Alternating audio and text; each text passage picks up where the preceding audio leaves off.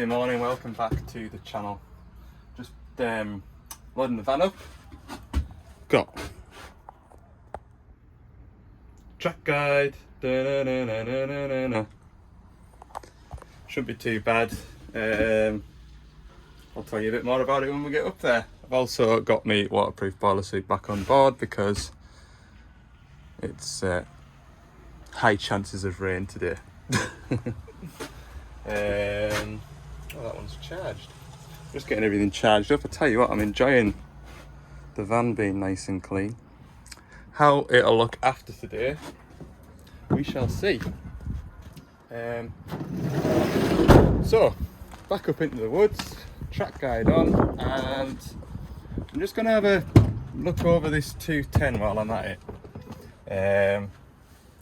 Because the owner of the machine was chatting to us over the weekend, and he's saying that all three 210s seem to be using a lot of adblue. So we'll have a look at this one that we're at today, and see if there's anything that is in common with the other two, if that makes sense. Because we had a look at that one last week and the adblue injector was all crusted up. I've not heard back from the driver, but I'm going to give him a phone shortly and see if it's improved it or not, and go from there.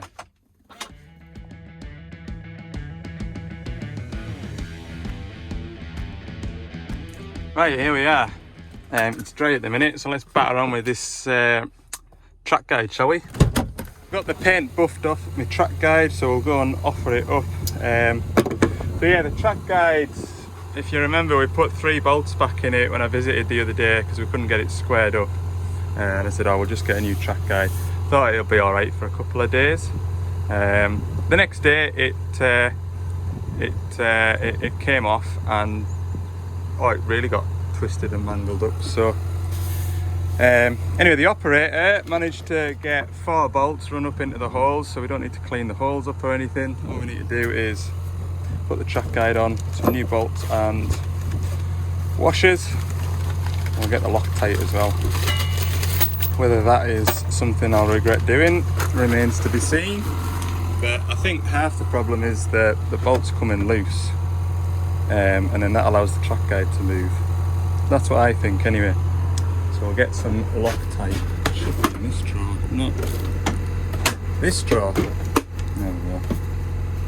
Bit of that stuff. Get that lashed on. Okay, first outing with my new 3/8 impact gun. So this has got twice the torque of my old one, which is this one here. It's slightly more compact, as you can see. It's also got this ring of lights around the front of it. Oh, speaking of lights, I did that over the weekend. So thanks to Dave, we've got that light bar installed, which is a good job. The inverter didn't like that. Anyway, that's just because the van's sat without the engine running. So I'm going to run the bolts up with this. Yes, I should have an impact socket, but I'm only going to run them up. And then I'll get me 3/4 bar and we'll dog them up.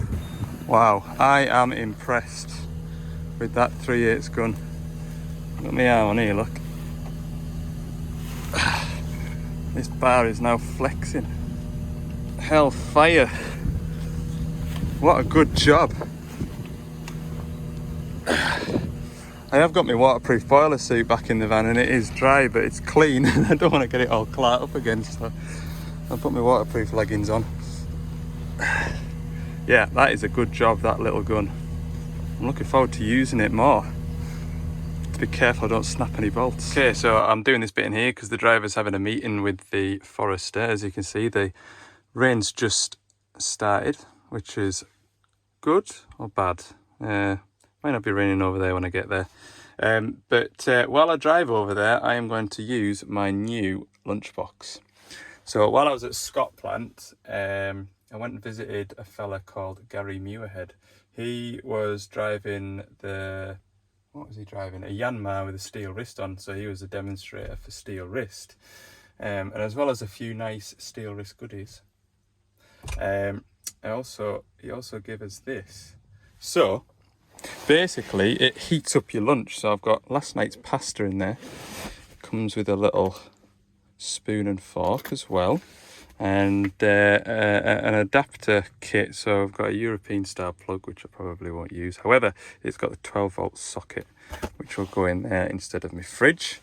So the pasta in there is cold. There was nothing in the instructions to say it's something to keep it warm. It's to kind of warm something up for you. So between here and going to visit that 210 over there, we'll see how it is, because by the time I get there, it'll be lunchtime.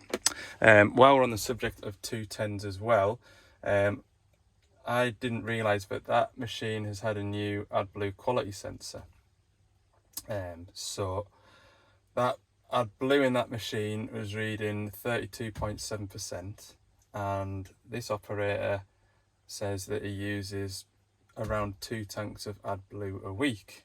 However, the one that I'm going to next, since cleaning the injector out, it still hasn't affected the AdBlue consumption. Now it's using more than this machine, definitely. However, I spoke to the Develon service guys that were on our stand on Friday about it, and they naturally will use more AdBlue because they don't have EGR. So when you recirculate the exhaust gas through the engine, that reduces the amount of NOx in the exhaust. So without EGR, you're using the AdBlue only to reduce the NOx, which will mean that the machine will use more AdBlue compared to its younger or older generation of diggers. However, it should use less diesel, which I've had no complaints about diesel consumption, other than the size of the tank, and that's only for the guys that are trying to get 15 hours work out of it.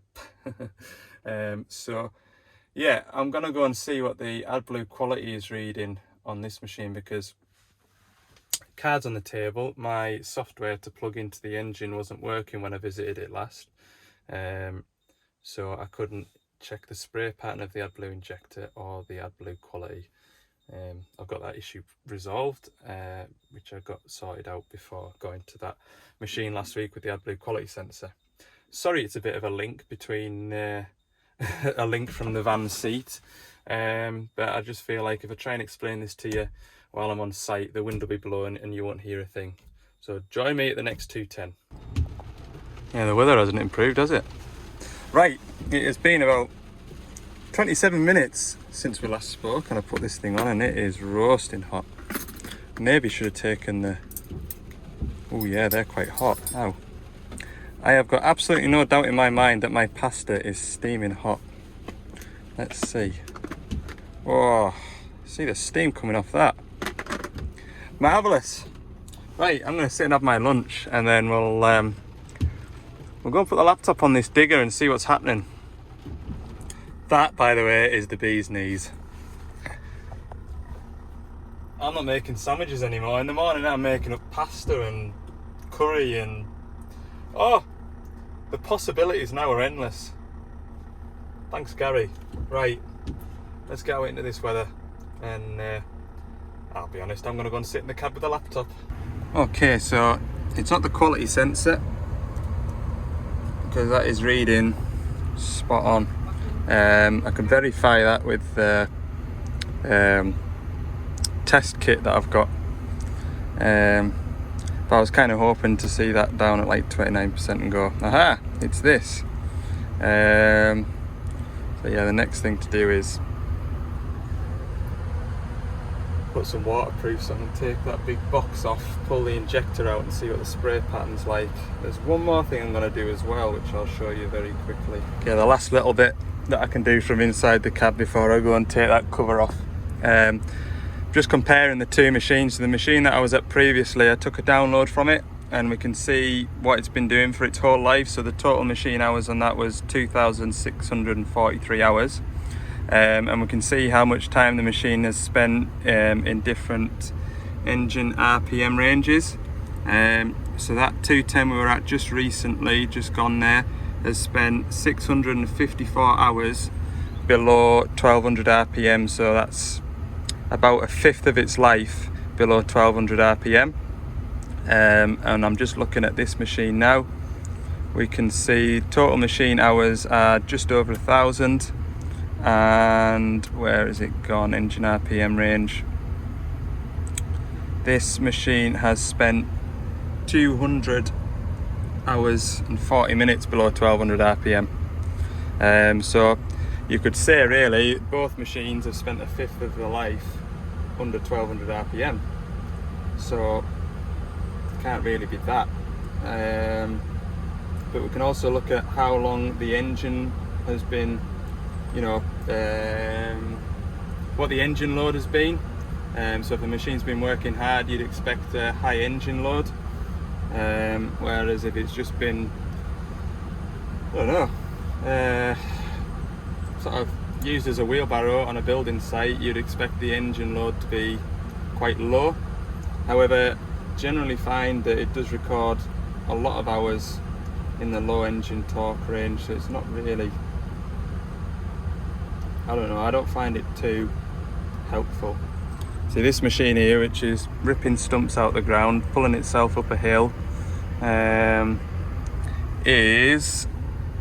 done 445 hours with a engine load of less than 40%. We'll have a look at that other one now. And this one here has done 1,400 hours, so it's about similar, isn't it, you would say? So next is that injector in behind there. Okay, you might not see this next bit due to the heavy rain. I have put the waterproof boiler suit on. I did want to leave it in the van till October, so it's nice and clean, but optimistic maybe. Maybe I was a bit optimistic. Right, I'm going to get my new gun out. Get some of these 19s rattled out. Okay, I've got the box off, as you can see, and I did say to the operator, I'll come and knock on your window when I'm ready to lift it off. But me being me, I just wanted to see if I could do it on my own, because one of these days I'll have to take one of these boxes off and I might be on my own. So yeah, I did get it off on my own. The bit that we were struggling with is trying to kind of like lift it over and down with the tailpipe attached. So I took that off, and it's almost a straight lift, but this lug here, or this lug here, one of the two, I think it's this one, catches, because it bolts down there, it's below this lid, so you have to kind of like lift it out on an angle. But anyway, it's out, injector's out, and it's starting to build up a crust again. So it may be that we've got a bad one of these. Now, I'm gonna clean it up. I've got a pot somewhere. Where did I put my pot? There's my pot. I'm gonna turn the ignition on, and we're gonna set it off on a, what's it called? An injection cycle, and we can just check the spray pattern of it. I'm not going to clean it up just now. I just want to see what it's doing, then I'll clean it up and see what it's doing afterwards. I could also get my little camera as well if I wanted, put it down that hole and see what it looks like. But I can see into the end of the SCR at this end, and it is immaculate, but doesn't mean to say this end isn't. So yeah, that's the next step. Okay, so we're running this test now. It's doing a pressure build up, so I need to gnash up to the top and check the injector. And any second now we should see that injector inject. Open. You can hear the pump building up.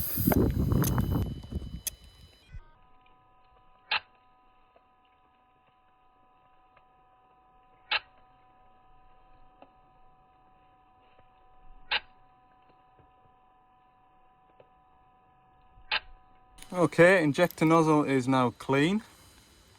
So we'll go run down to the cab and run back up here and see if it looks any better, and decide whether or not it's no good.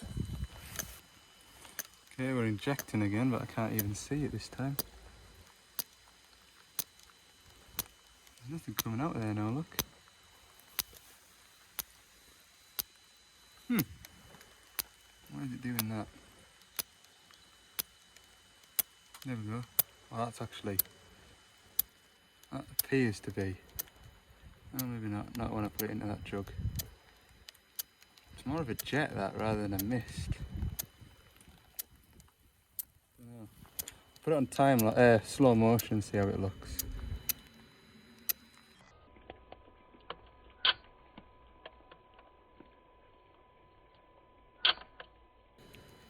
When you take it and put it into the wind, it is definitely a mist. But when it's in there with no breeze, it's definitely more of a jet. But can you see how it's got like a, that's not rainwater sat on the tip of there, it's just like a dribble.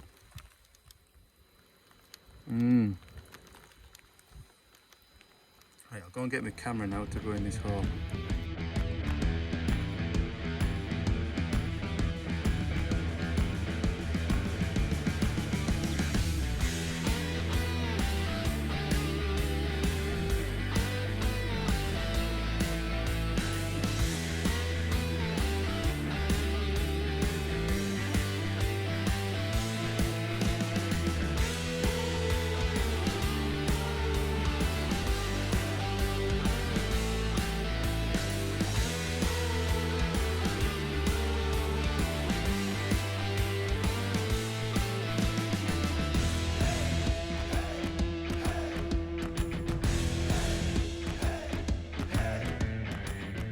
Okay, so that camera was going down into that hole there, and as you can see where the injector is pointing, there's a build-up of urea in there. It's not big massive chunks of crystals, but it definitely suggests to me that this adblue injector is leaking into the SCR, which could be why we're using a bit more adblue than the other machine. So I've checked on the van, I don't have one. I don't think we've even got one down at Carlisle.